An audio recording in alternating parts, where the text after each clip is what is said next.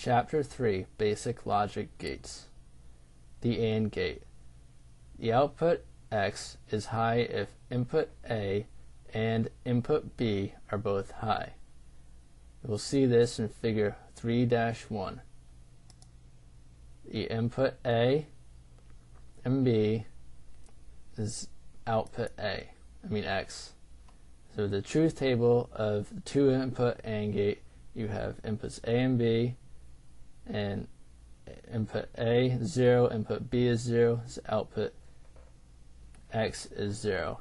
The only way you have a 1 for an output is when you have both inputs as 1. The OR gate, the output at X will be high whenever input A or input B is high or both are high.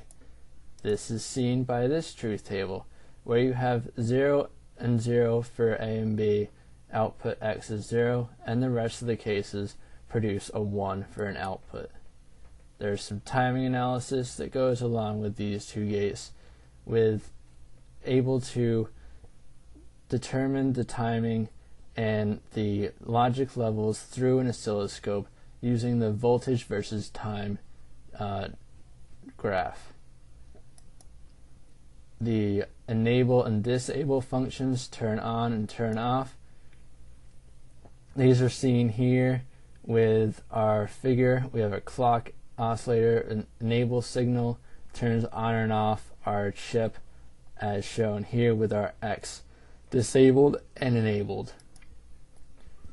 Using integrated circuit logic gates, we can see that we can enable and disable using a switch.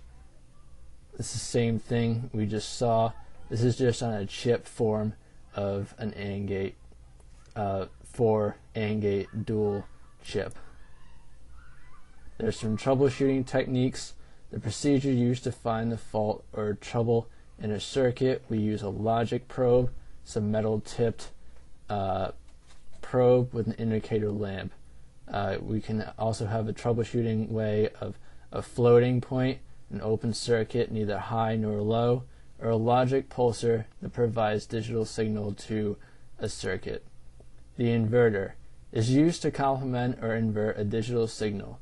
We'll see this here, showing that the input of A is the reverse in output X. A 0 becomes a 1 and a 1 becomes a 0.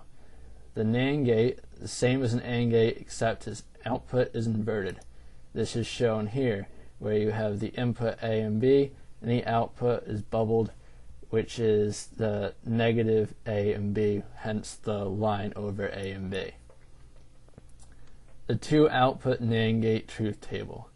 This is the reverse of the AND table with our 0, 0, 0, 1, and 1, 0 functions returning a 1 output. The output is always high unless both inputs are high. The NOR gate is the same as the OR gate, except that its output is inverted. This is seen here, how we have our 0, 0 input, takes it to a 0, invert it to a 1. This is what the NOR gate does in its simplest form up top. And the truth table for that, showing that when you have two zeros you'll output a 1, and otherwise you'll output a 0 for that function. So in summary, the four basic gates, the AND gate, the OR gate, the NOR gate, and the NAND gate, we'll be able to tell you that the AND gate requires all inputs are high in order to get a high output.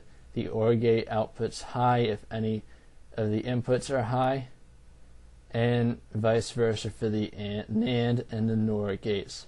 And there are several integrated circuits available in both TTL and CMOS that provide these basic logic functions. Two important troubleshooting tools are the logic pulsar and the logic probe. The pulsar is used to inject pulses into a circuit under test. The probe reads the level at a point in the circuit to determine its high or low or floating point value. An inverter provides an output that is complement of its output as well.